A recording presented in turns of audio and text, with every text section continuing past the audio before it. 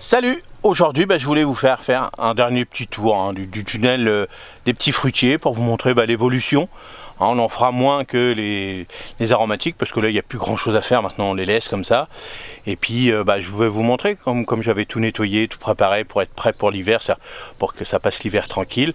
Bon on y va, on fait un petit tour par curiosité, c'est parti. Alors vous voyez, on avait bien tout nettoyé, on avait retiré les tables du milieu. Et puis voilà, donc là, comme je vous avais dit, j'avais laissé ça parce que je sais plus si c'est de la cassaille ou groseille. Bon, c'est pas facile à faire, à revoir. Bon, là, on avait eu pas mal de petits soucis avec les groseilliers. Bon, là, ils repartent. On avait décidé de tailler parce qu'ils avaient été bouffés complètement. Donc, on avait retaillé. Donc, bon, je sais que je vais avoir un peu de perte, mais c'est pas très grave, tant pis. C'est comme ça. Donc, là, on avait fait les petites boutures. Bon, voilà. Il va falloir que je les rempote. Ils n'ont pas été bouffés, donc c'est bon. Ça compensera la perte que j'ai eue. Bon, là, on a retaillé. Alors, on a eu une grosse période de chaleur quand même. Mais bon, ça repart. Il y a quand même des petits trucs qui repartent. Donc, bon, on n'a pas à s'inquiéter. Bon, là, il y a eu un petit loupé. Ça, c'est les framboisiers. Donc, je les ai mis par terre pour qu'ils soient bien arrosés. Parce que je les avais mis là. Et ça ne faisait pas parce que c'était trop haut. Vous voyez, quand j'en laisse toujours un petit peu pour la vente des clients. Sinon, je les taille. Donc, quand ils sont taillés, ils sont mieux arrosés quand même. Donc vous voyez, ils sont quand même beaucoup plus beaux. Mais j'ai pas le choix. Bon, là les dis donc, je me souviens plus. Voilà, les myrtillers, ça y est, c'est parti. Myrtillers, bon, on verra bien si on refait des boutures l'année prochaine.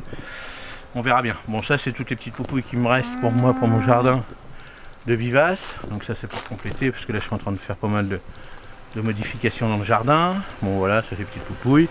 Bon là on avait retaillé. On avait retaillé tous les camélias, donc les arbatés. C'est des vrais arbres pour faire des arbustes aussi. Pour faire du thé, c'est le Camellia sinensis, donc c'est avec ça qu'on fait du thé.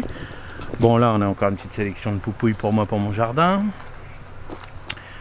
Donc un petit exemple, par exemple ça, j'avais fait du fusain, j'en ai fait en bouture, mais là j'avais encore des gros pots. Comme mes buis sont attaqués, je vais mettre des fusains. Ça c'est le restant d'hortensia, on va remettre après. Bon là c'est toutes les petites poupouilles. Bon là, toute cette partie là, c'est la partie donc porte-greffe. Donc on avait retaillé, donc bon, j'en ai quelques-uns qui ont eu du mal. Non, non, je dis ça, mais non, ça repart. Vous voyez, bon là c'est reparti. Bon, je vais pas avoir trop de pertes, peut-être celui-là, oui. Lui il repart après. Bon, à voir. À voir. Donc on verra si on va le faire, mais on va s'amuser certainement l'année prochaine. Là c'est tous les cassissiers qu'on a taillés. Bon, ça c'est le petit cassissier à madame, elle veut se faire un petit cassissier sur tige.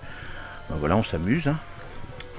Et puis voilà, bon là ça repart. Bon, pas trop de maladies, mais il a fait très chaud, donc c'est vrai qu'ils ont souffert pas mal. Donc voilà le petit tour. Donc on avait tout nettoyé, et puis voilà, on reste comme ça. Donc voilà pour le petit tour sous le tunnel des petits fruitiers. Bon, je vais faire un test, je vais réfléchir un petit peu cet hiver. C'est comme ça que je fais. Voilà, comme j'ai moins de boulot, on va dire à la pépinière, et ça me permet de réfléchir un petit peu l'hiver, ce que je vais faire, ce que je vais arrêter ou pas. J'ai un doute sur les petits fruitiers. Vous voyez, je voulais faire la vigne, les kiwis, les choses comme ça. Bon, je suis en train de m'interroger si je continue ou pas, parce que le gros problème c'est beaucoup de maladies. Beaucoup d'insectes, et comme je veux rien, pas mettre de produits ou très peu, ou des potions magiques, mais si c'est pour en mettre tous les 5 minutes, ça me gave. Et ils sont bouffés tous les 5 minutes, il faut que je perde du temps à retirer ci, à retirer ça.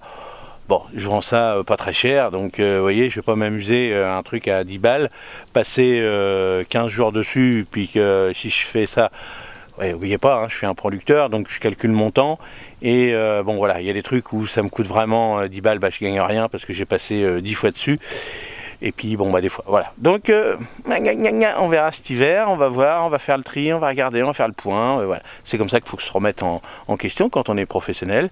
On se gère tout seul, donc on se dit est-ce que ça vaut le coup, est-ce que ça vaut pas le coup. On verra ça cet hiver. Donc voilà, merci d'avoir regardé cette petite vidéo dans la peau d'un producteur. N'oubliez pas, là je viens de parler un peu de producteurs, tout ça, que j'ai une petite chaîne secondaire sur comment créer une petite entreprise, et surtout axée sur les marchés, parce que moi je fais les marchés, je vous donne plein de conseils.